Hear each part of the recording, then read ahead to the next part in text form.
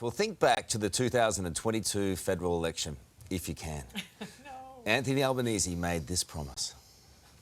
It will see electricity prices fall from the current level by $275 for households by 2025. Wouldn't that be nice? Today, we're told more than 1 in 10 Australians are right now unable to pay their power bills. 1 in 10, as prices continue to skyrocket. Deputy Prime Minister Richard Marles joins us now from Brizzy. Richard, good morning to you. You clearly haven't made any progress on power prices. You can't promise what you can't deliver. Are you sorry for making that promise? Well, we've been working really closely on the question of cost of living and specifically power prices. I mean, Carl, at the end of last year, we put through a package in the Parliament which has seen a significant impact in terms of putting downward pressure on power prices. Obviously, this happens in the context of a global environment where we are seeing inflation. But had we not done what we did in December, power prices would be higher. And we did that in the face of opposition from the Liberals. Now, I mean, we get the pressure that Australians are under. We get the pressure that Australian businesses are under. And this is a very difficult time. It's why everything we are doing each and every day is about trying to ease the burden on the cost of living. 1 in 10 can't pay their power bill.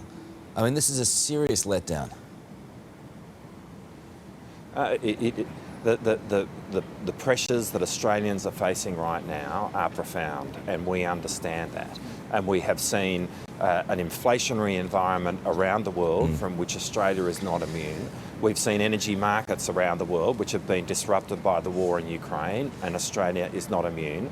But we are acting on this. $1.5 billion package through the Parliament last year to cap wholesale prices in energy. And we did that in the face of opposition from the Liberals who said that intervening in the market in this way was a terrible thing.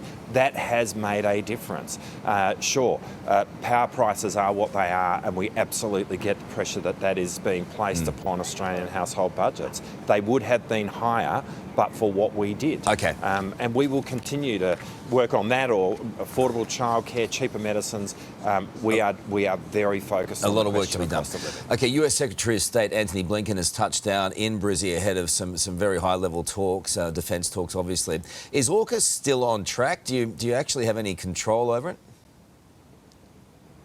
Orcas is absolutely on track, and we're doing a power of work obviously in Australia, but we're working very closely with the United States and of course Britain to make this happen.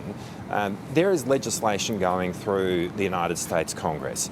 That is a process which involves a whole lot of colour and movement that we were expecting.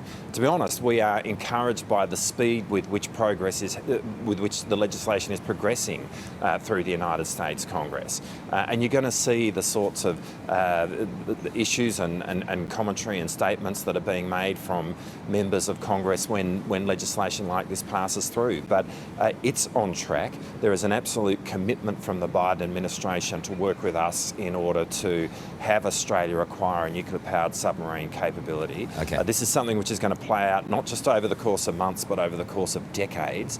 And we are working really closely with the United States, and the next 2 days is going to be a really good opportunity to talk about all of that. All right, shore it up. Your other major drama at the moment is the housing bill. You've got absolutely no hope of getting this up, do you? I mean, the Greens they don't want cheaper housing, clearly. They're hopeless. I can't believe people vote for them, but God knows you are threatening a double disillusion. You don't have the guts for that, do you? Well, it's not about elections. Well, what it is about actually is following through on the commitments that we made at the last election, for which we received a mandate.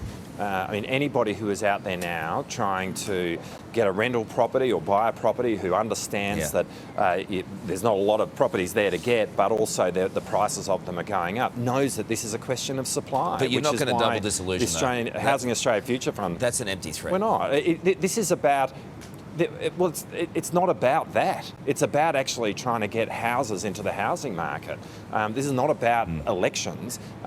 We had a policy at the last election for which we received a mandate. Now, this is a policy that would make a difference. 30,000 new social and affordable housing units into the market. That would make a material difference to the supply and to the cost of housing. And all we want to do is see that happen.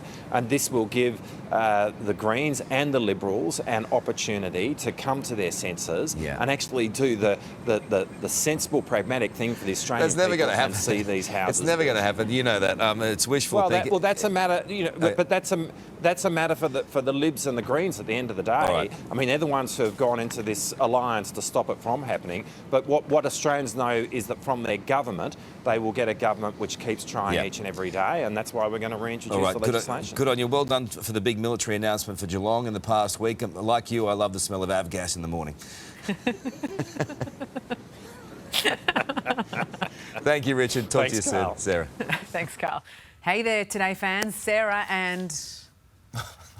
What's my name again? Oh, my goodness. Carl. Hey, thanks for watching our YouTube channel, though. Subscribe now for more news, special reports and amazing Aussie stories. And Carl misbehaving, Whoa, of course. that never happens. Always happens. What's she talking about?